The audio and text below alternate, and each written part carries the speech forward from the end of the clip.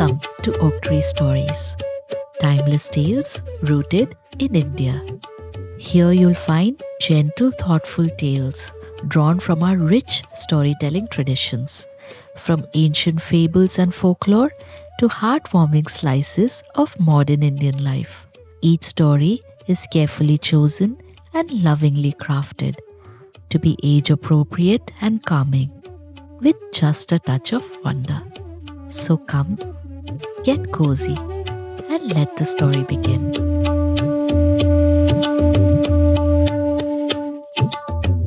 Hi, I'm Shalini, your storyteller.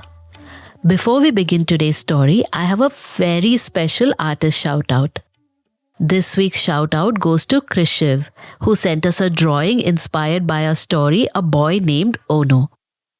In his picture, there's a brave boy holding up a torch, two other children beside him, and two little houses that look like a village from afar. Thank you so much, Krishiv, for sending us this wonderful drawing.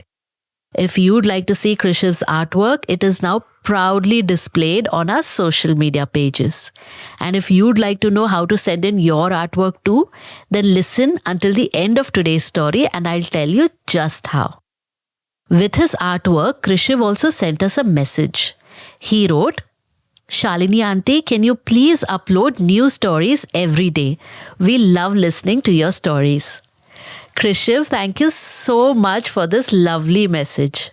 Stories are meant to be shared, and knowing that you're listening so carefully and imagining these worlds means more than I can say. We may not be able to share a new story every day, but knowing that you're listening and enjoying them makes us want to keep telling more. Now, let me tell you about today's story. This week's tale is a traditional Telugu folk tale from Andhra Pradesh, where stories have traveled gently from one generation to the other, often shared at the end of long days. It's a story about 7 princes, one very stubborn fish, and a mystery that reminds us that even the smallest things can matter more than we imagine. So, get comfortable, take a deep breath, and let's begin. In the sunlit plains of Andhra Pradesh, there lived a king with 7 cheerful princes whose laughter echoed through the palace like temple bells in the morning breeze. One bright morning, the princes went to the river to fish. Each prince proudly caught one shining fish, and they laid all 7 on a warm rock to dry before returning home. A little while later, when they returned to check, 6 fishes had already dried in the sun. But one fish was still wet, slippery, cool, and kinda looking almost smug about it. The princess blinked. They poked it. They poked it again. Nothing. It was still wet. Confused, they hurried to the palace. The king stroked his beard thoughtfully. This is strange. Same fish, same sun, yet one stayed wet. He turned to his most trusted advisor, Minister Devdatta, a gentle man with a sharp mind and a famously patient smile. Devdatta, find out why this fish did not dry. Even the smallest truth matters. Devdatta bowed. As you wish, Maharaja.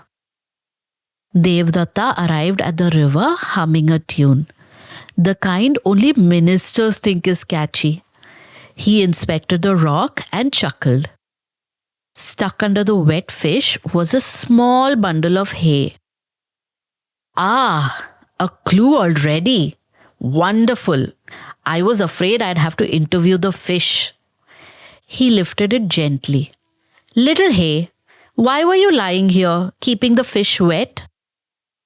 The hay rustled dramatically, clearly enjoying the attention. Good sir, I've been waiting ages to be eaten, but the cow, she ignored me. Devdatta sighed. A neglected hay bundle. Very tragic. Let me go talk to the cow.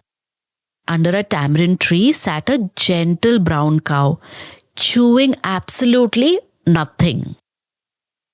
Mother cow, Devdatta asked politely, why did you not eat the hay? The cow gave him a long, offended moo. Eat? Minister, how will I eat when the farmer's son forgot to feed me today? My stomach is emptier than the royal treasury after Yugadi celebrations. Devdatta tapped his chin.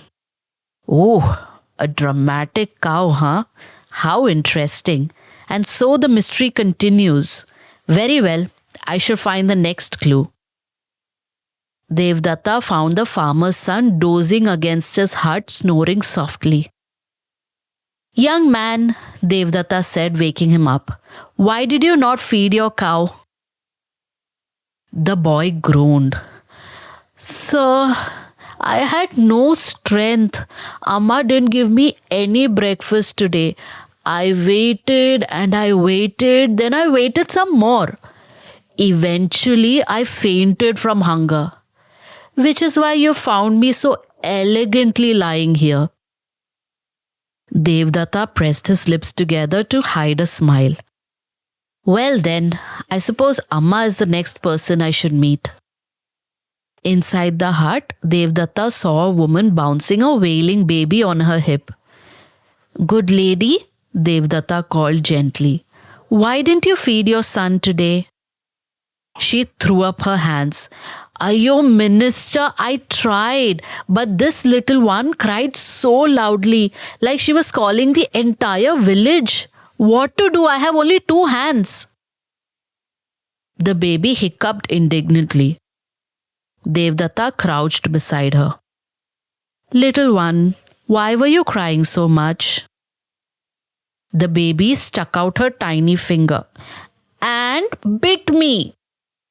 Devdatta gasped. An ant? Well, that explains a lot. He walked to a small anthill outside. He bent low. Little ant, he asked gently, why did you bite the baby? A tiny ant marched out, climbing onto his sandal and squeaked. Minister, the baby poked her giant finger into my house. Imagine someone poking a pillar inside your house. Would you stay quiet? Devdatta placed a hand on his heart. You make an excellent point. He thanked the ant and walked back to the palace, the whole story finally clear in his mind. The king sat eagerly on his throne. Devdatta, what did you discover?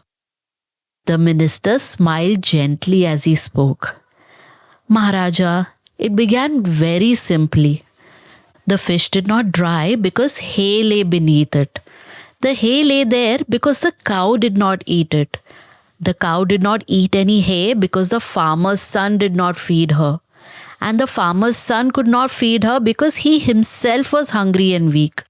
He was hungry because his mother was busy with a crying baby. And the baby cried because an ant bit her.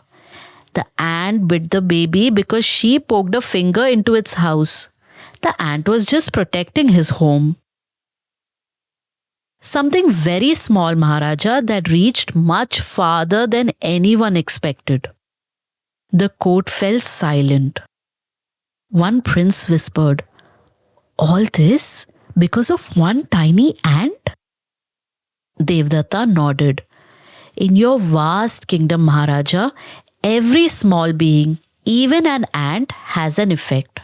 Small troubles become big ones when ignored. The king smiled and placed a hand on his minister's shoulder. Well said, Devdatta. Let us remember, wisdom begins with listening, even to the smallest voice. The princess looked at the wet fish again, not as a mystery anymore, but as a reminder. And the kingdom slept peacefully, knowing that from ant to prince, every life had meaning and every action mattered.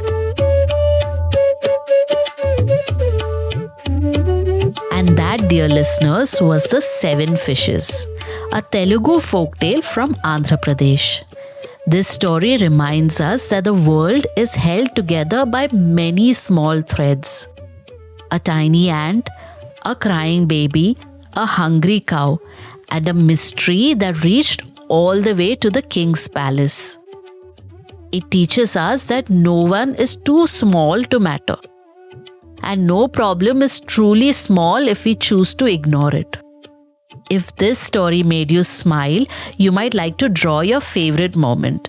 Maybe the smug little fish, or the dramatic cow under the tamarind tree, or the tiny ant bravely defending its home.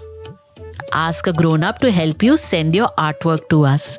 We love seeing what these stories inspire, and we give special shout-outs to young artists in our episodes.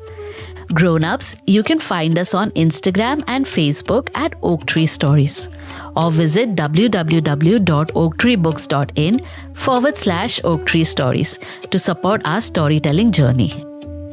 Until next time, dear listener, may you always remember that wisdom begins with listening, even to the smallest voice.